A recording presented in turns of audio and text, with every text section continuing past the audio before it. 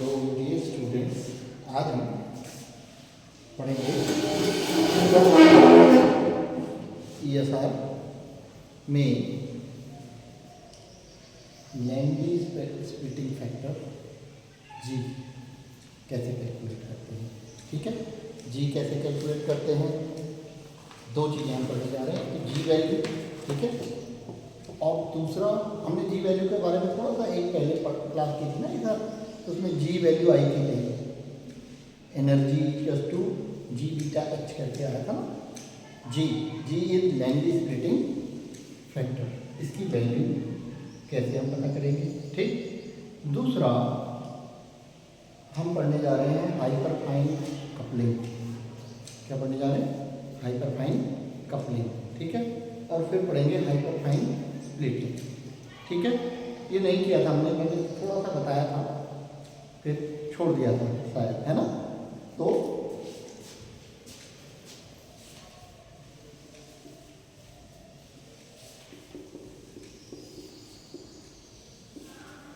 जी होता है लैंडी splitting factor. ये दो चीज़ों पे डिपेंड करता है। क्या? एक तो orbital angular momentum of free any electron, दूसरा spin angular momentum of. Orbital angular आपने इनऑर्गेनिक में जो ऑर्बिटल डायग्राम पढ़ते हैं ना, ऑर्बिटल डायग्राम, उसमें एलएस कपलिंग होती है। एलएस कपलिंग जिससे कि जैसे एल वैल्यू और एस वैल्यू, एल वैल्यू होती है total orbital angular quantum number और ये होता है total spin angular momentum quantum number, जो सारे इलेक्ट्रॉन्स का टोटल होता है। ठीक, इन दोनों की कपलिंग भी होती है और उसको बोलते हैं एलएस कपलिंग। क्या बोलते हैं? LS coupling.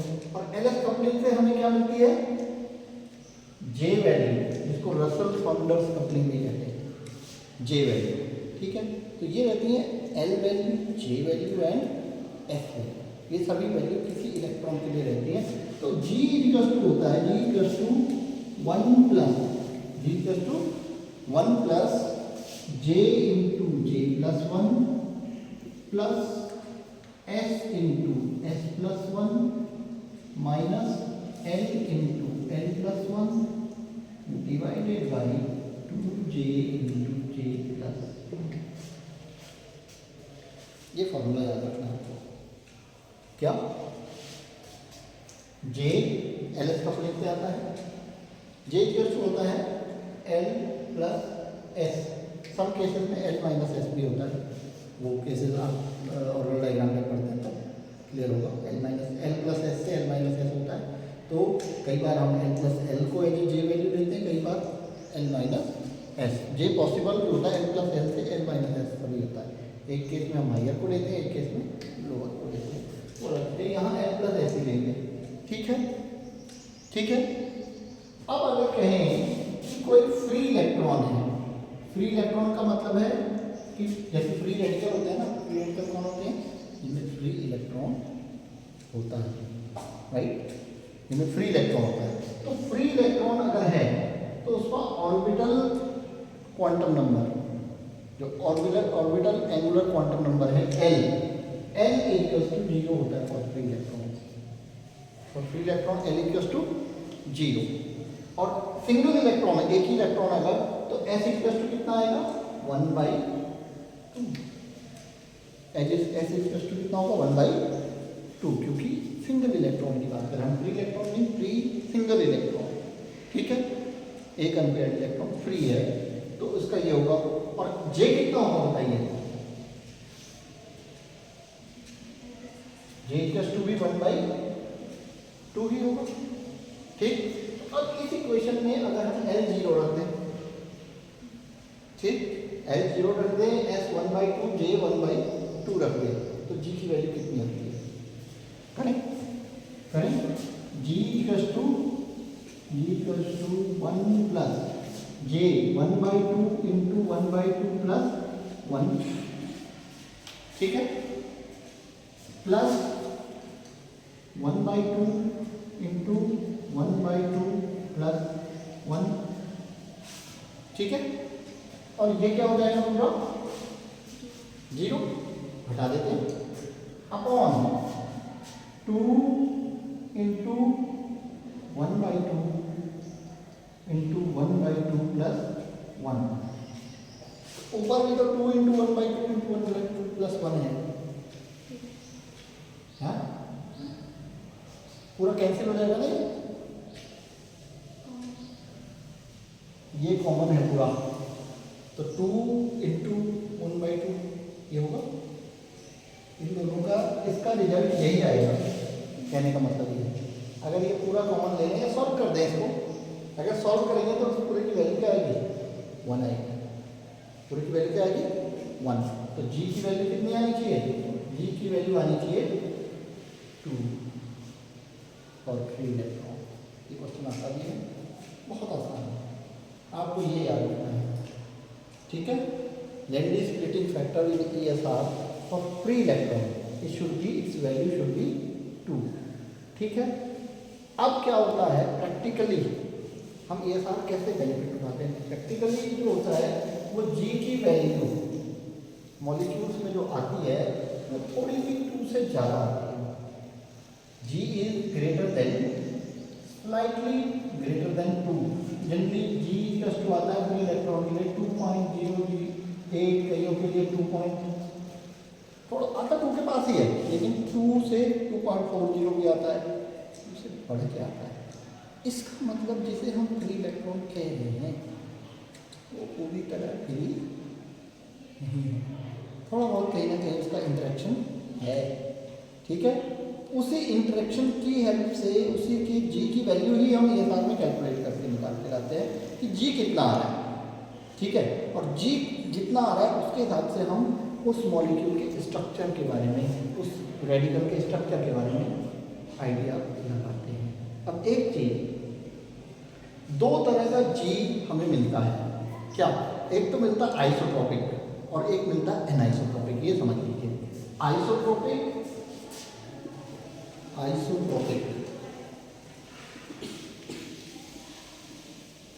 और दूसरा एनाइसोट्रोपिक। इनमें अंतर क्या है आइसोट्रोपिक और एनाइसोट्रोपिक में? जैसे कोई हमारा पैरामैग्नेटिक सब्सटेंस है, जैसे फ्री रेडिकल या metal ions, transition metal ions में अनपेड इलेक्ट्रॉन्स होते हैं ना, वो क्या होते हैं पैरामैग्नेटिक। तो कोई भी आयन पैरामैग्नेटिक हो या हमारा ऑर्गेनिक कंपाउंड हो फ्री रेडिकल हो, तो पैरामैग्नेटिक होगा। वो अब NMR इंस्ट्रूमेंट में हमने डाला और अलग अलग डायरेक्शन से जी वैल्यूज कैलकुलेट की। अगर हर डायरेक्शन में जी वैल्यू सेम आती है, जी वैल्यू में कोई डिफरेंस नहीं आता है एवरी डायरेक्शन में, तो उसको बोलते हैं आइसोट्रोपिक। मतलब जो फ्री इलेक्ट्रॉन है वो मॉलिक्यूल में हर डायरेक्शन में सेम इंटरेक्शन कर रहा है, उसका इंटरेक्शन जो है डायरेक्शन के साथ चेंज नहीं हो रहा है। अगर डायरेक्शन के साथ इंटरेक्शन इलेक्ट्रॉन का चेंज होता तो जी वैल्यू क्या होती, चेंज होती, ठीक है, क्योंकि ये इंटरेक्शन पे डिपेंड करता है जी, ठीक है। तो उसको बोलते हैं आइसोट्रोपिक, यानी कि कोई परफेक्टली क्यूबिक सिस्टम है और उसमें फ्री इलेक्ट्रॉन है, तो उसका जो पूरी तरह हर तरफ जो इंटरेक्शन होगा सेम होगा, या ऑक्टेड्रल है तो भी हर तरफ इंटरेक्शन उस फ्री इलेक्ट्रॉन का सेम होगा। तो उन केसेस में जी वैल्यू क्या आती है, आइसोट्रोपिक, ठीक है, समझ में आया। Means G value is same in all direction, right. If it is not same in all direction it is called anisotropic, यानी कि जी वैल्यू पता लगा के हम ये बता सकते हैं कि जिस फ्री मॉलिक्यूल में फ्री इलेक्ट्रॉन है वो किस सिमेट्री का है, वो आइसोट्रोपिक है, एनाइसोट्रोपिक है ना, किस तरीका वो उसका इंटरेक्शन। समझ में आई बात। जी का जी 2 होना चाहिए, लेकिन 2 से ज़्यादा होता है, पहली बात, क्योंकि 2 से ज़्यादा पूरी तरह जो फ्री माना जाता है वो फ्री पूरी तरह नहीं होता है, थोड़ा बहुत इंटरेक्ट करता है, इससे जी वैल्यू थोड़ी इन्हांस होती है। Is that be okay? आगे बढ़ें। अब आगे बढ़ने में आइसोट्रोपिक होता है, आइसोट्रोपिक होता है, समझ गए। Not same G in all direction, यानी कि एक ओरिएंटेशन से जी वैल्यू कैलकुलेट की, फिर एक्सिस चेंज किया, फिर जी वैल्यू कैलकुलेट की। अगर जी वैल्यू में फर्क पड़ता है एक्सिस के साथ तो it will be termed as anisotropic. Anisotropic symmetry बता देता है, मतलब उसकी सिमेट्री क्यूबिक नहीं होगी या ऑक्टेहेड्रल नहीं होगी, तभी ऐसा होगा। अब हम बात करते हैं हाइपरफाइन कपलिंग।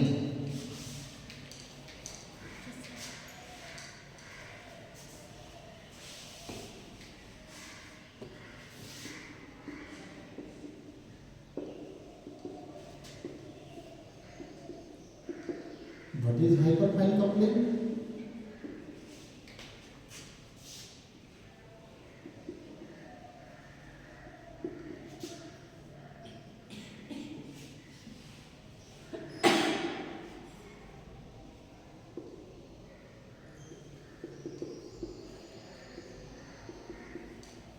जनरली समझें तो hyperfine coupling is interaction of MS with MI।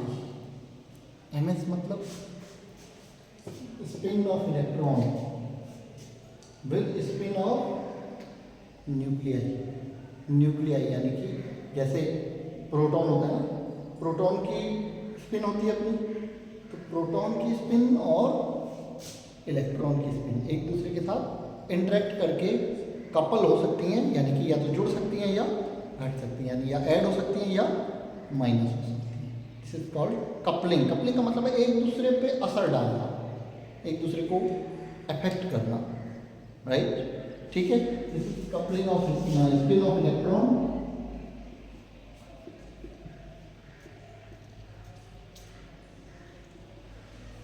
Spin off nuclei. Nuclei कौन सा न्यूक्लियाई होगा?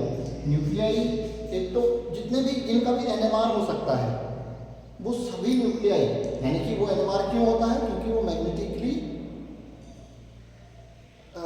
एक्टिव होते हैं, जो मैग्नेटिकली एक्टिव होते हैं, जिनमें अपना मैग्नेटिक फील्ड होता है न्यूक्लियाई में, वो मैग्नेट के साथ इंटरेक्ट करते हैं। और यहाँ भी हम ESR में भी क्या कर रहे हैं? मैग्नेटिक यूज़ करते हैं, मैग्नेटिक फील्ड यूज़ करते हैं। मैग्नेटिक फील्ड के बिना तो इलेक्ट्रॉन की स्पिन भी सेम उसकी होती है, ठीक है? तो अब ये न्यूक्लियाई कौन कौन से हो सकते हैं? एक तो प्रोटॉन, दूसरा क्या हो सकता है 13C, तीसरा क्या हो सकता है 19F, तीसरा क्या हो सकता है 31P। ये सभी न्यूक्लियाई जो है वो फ्री इलेक्ट्रॉन के साथ क्या कर सकते हैं? इंटरेक्ट कर सकते हैं, ठीक है? क्या कर सकते हैं? इंटरेक्ट कर सकते हैं। अब इस इंटरेक्शन की वजह से अगर इलेक्ट्रॉन फ्री था, वो किसी भी स्पिन एक्टिव न्यूक्लियाई के साथ इंटरेक्ट नहीं कर रहा था, यानी कपलिंग नहीं हो रही थी, तो उसका एक सिग्नल आएगा ESR में। अब उसी इलेक्ट्रॉन का इंटरेक्शन हो गया किसी स्पिन एक्टिव न्यूक्लियाई के साथ, तो वो जो सिग्नल एक था वो क्या हो जाएगा? स्प्लिट हो जाएगा।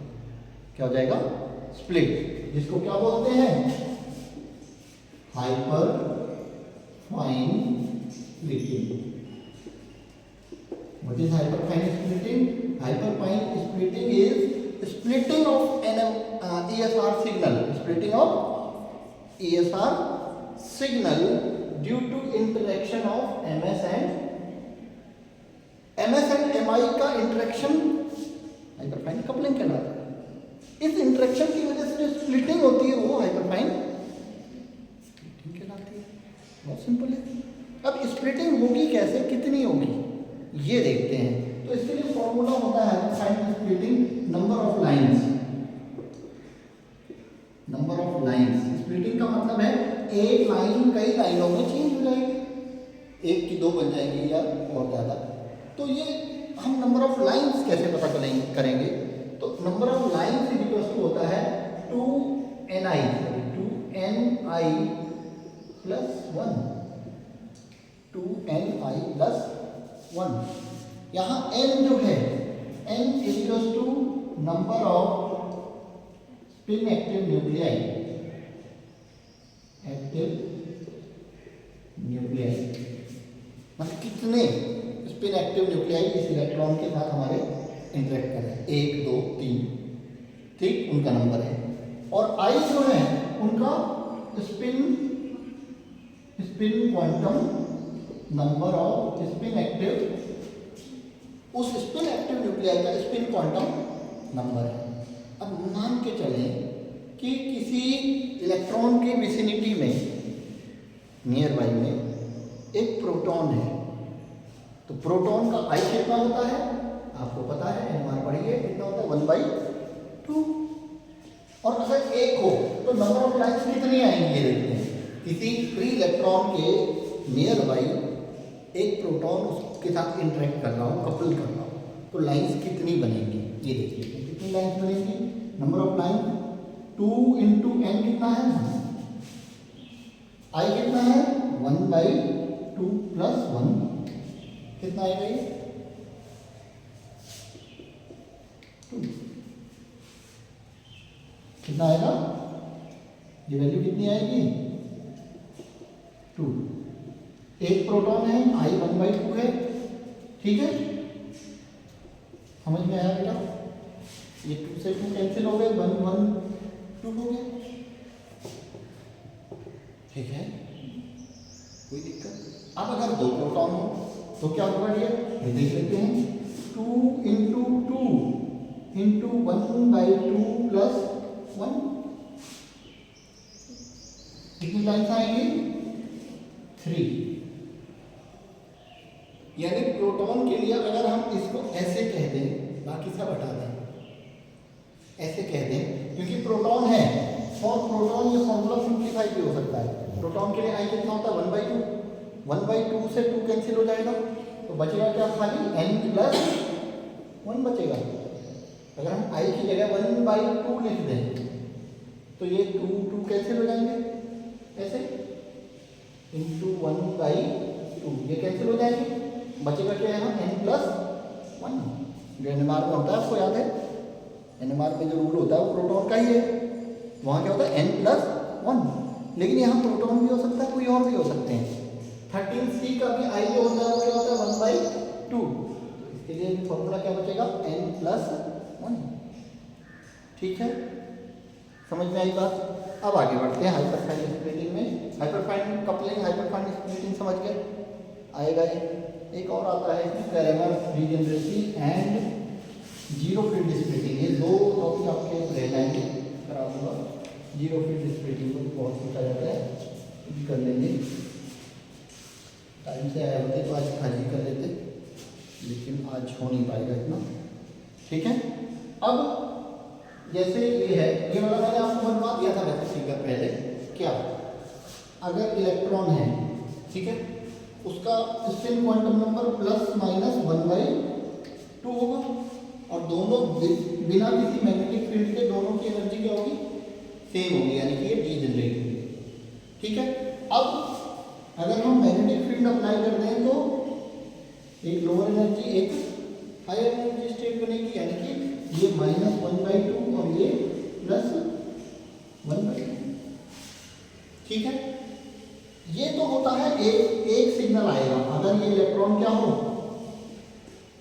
फ्री इलेक्ट्रॉन हो, ठीक, एक सिग्नल आएगा यहाँ से रेडिएशन के लिए। क्या देंगे इसको हम, कौन से रेडिएशन में होता है, कौन से रेडिएशन में होती है ये साथ कौन सा रेडिएशन यूज करते हैं,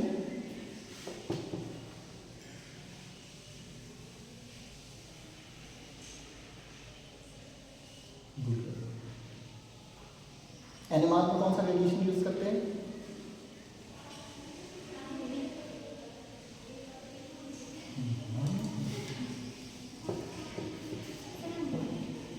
माइक्रोवेव, कौन सा यूज करते हैं, माइक्रोवेव फ्रीक्वेंसी। NMR में रेडियो वेव, NMR में कौन होता है, रेडियो वेव फ्रीक्वेंसी।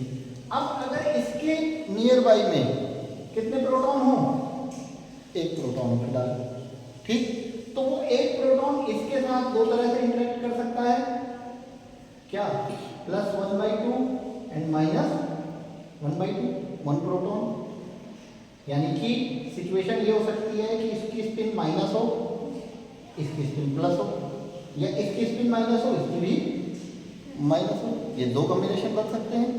एक कॉम्बिनेशन ये बन सकता है कि इलेक्ट्रॉन की स्पिन क्या हो, प्लस हो, और इन दोनों में से या तो प्लस हो, प्रोटॉन या प्लस हो या माइनस हो, +1/2 एंड -1/2, ठीक है, ओके। अब लाइंस क्या बनेंगी, स्प्लिटिंग के अकॉर्डिंग एक ट्रांजिशन ये होगा, ठीक, और एक ट्रांजिशन ये होगा, दो ट्रांजिशन होंगे, ठीक है, ठीक हो गया, दो ट्रांजिशन। अब प्रोटॉन क्या हो जाए, दो हो जाए, ठीक है, एक प्रोटॉन था तो ये सिचुएशन थी, अब दो प्रोटॉन हो जाए तो फिर से क्या इसके साथ फिर डबल इंटरेक्शन, ये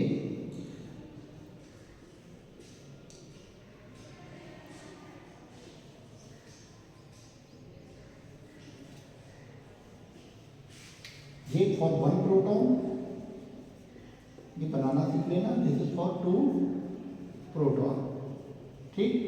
फॉर्मूला मैंने आपको पहले बता दिया है। दो प्रोटॉन के लिए अब सिग्नल कैसे आएंगे, एक,